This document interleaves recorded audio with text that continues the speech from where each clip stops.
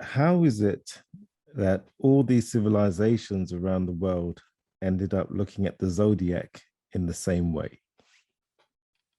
Yeah, how did it be that there's 12 signs of the zodiac are found all over the world, and that the signs individually are almost identical with maybe small variations?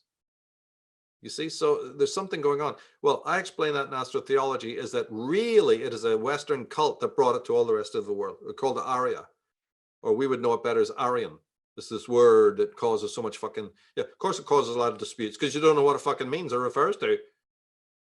But even that bull symbol you've just been talking about, that's a goddess symbol as well. On another whole level, the bull from time immemorial, going back to the Paleolithic age, the bull was the cub bull of the great goddess, in the same way that the lion cub was her little cub.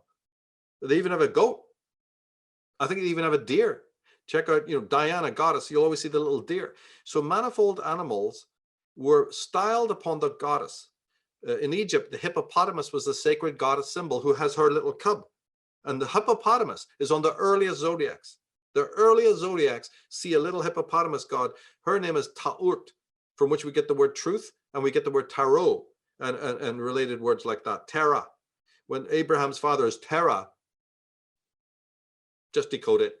It's not father at all. It's been masculinized. It's mother. It's Mother Taro. It's Mother Terah, the ancient hippo goddess that's doing the leading out of the promised land or into the promised land from Ur and all this. You've got to break it all down.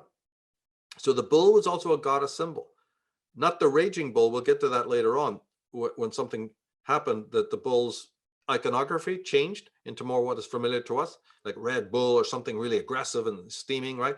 But originally it was a bull calf, a little bull calf. And so when somebody says, well, the Temple of Solomon had all these bulls around it, and they were slaughtering the bulls and all. Yeah, that's because the Temple of Solomon was a goddess temple. And those little bulls around it are her children, her little acolyte, her familiar, her son lover. A lot of sex in the ancient days.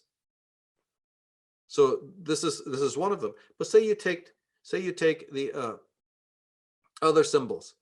It's just because it proves what no scholar of the mainstream has accepted to this day.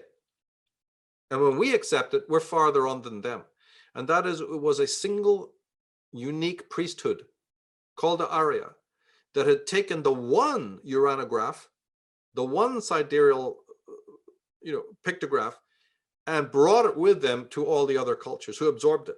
Now, sometimes as they moved through a different culture, they would adapt it, obviously, because these were people who were like, ancient scientists.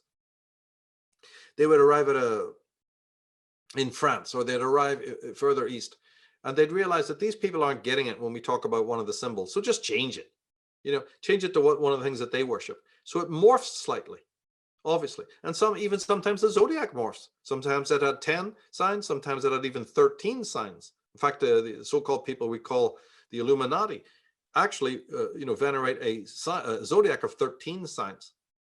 And they clearly symbolize it. Once you know how to decode the symbolism, it's remarkably easy to prove that fact, But yeah, it was one group who brought all of it to disseminate it. And then there were other things that happened cosmically as well that allow it to be, homogenous throughout the world.